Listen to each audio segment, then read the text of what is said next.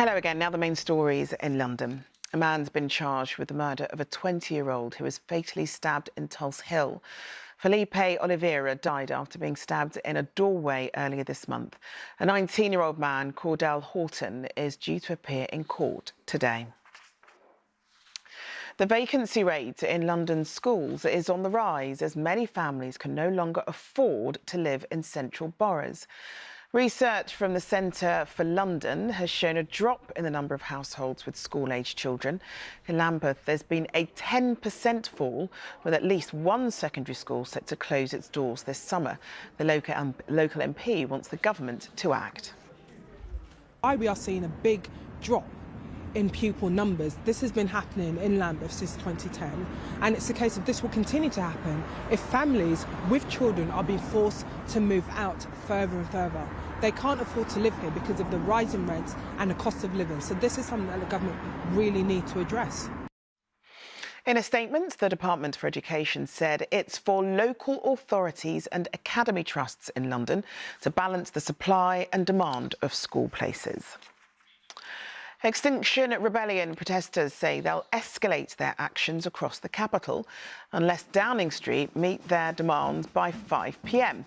The climate activists have been on the streets of London since Friday in 4 days of protest called The Big One, with staged die-ins in front of government buildings.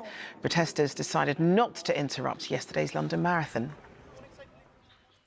And the first full collection of Shakespeare's works are being displayed at Guildhall Library for one day only, marking its 400th anniversary since publication. Known as a folio, it's regarded as one of the most valuable books in the world. The Beefeaters of the Tower of London have got a new look ahead of the coronation of King Charles III. The 32 guards now have CR on their uniforms, changed from ER. All Beefeaters are former members of the armed forces, each with at least 20 years' experience. OK, time now for the weather now. Here's Sally. ITV London weekday weather is sponsored by Octopus Electric Vehicles.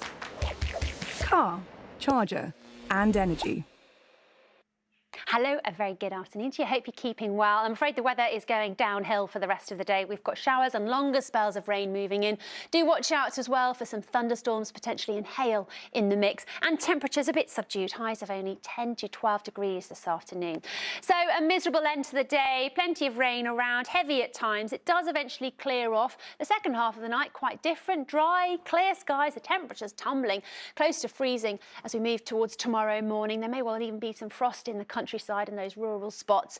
So it will be cold as we start Tuesday, but rather beautiful. Some lovely sunshine and blue skies. Watch out for a bit of cloud bubbling up. Temperatures similar to today, highs of 9 to 13, obviously better in the sunshine. Here's the pollen. ITV London weekday weather is sponsored by Octopus Electric Vehicles.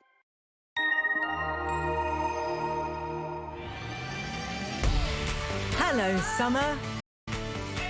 Piri sponsors ITV Pollen Count.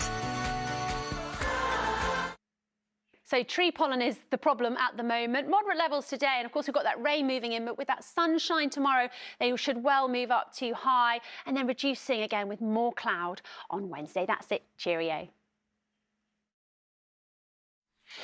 Now let's take a look at what's coming up at 6. We'll have Dame Barbara Windsor's widow, Scott Mitchell, in the studio after his final London Marathon in memory of his late wife. Scott was part of Bab's army with members of the EastEnders cast. Well done, guys. Well, that's it from us for now. Ron Kay will be here at 6 o'clock, but have a good afternoon. Bye.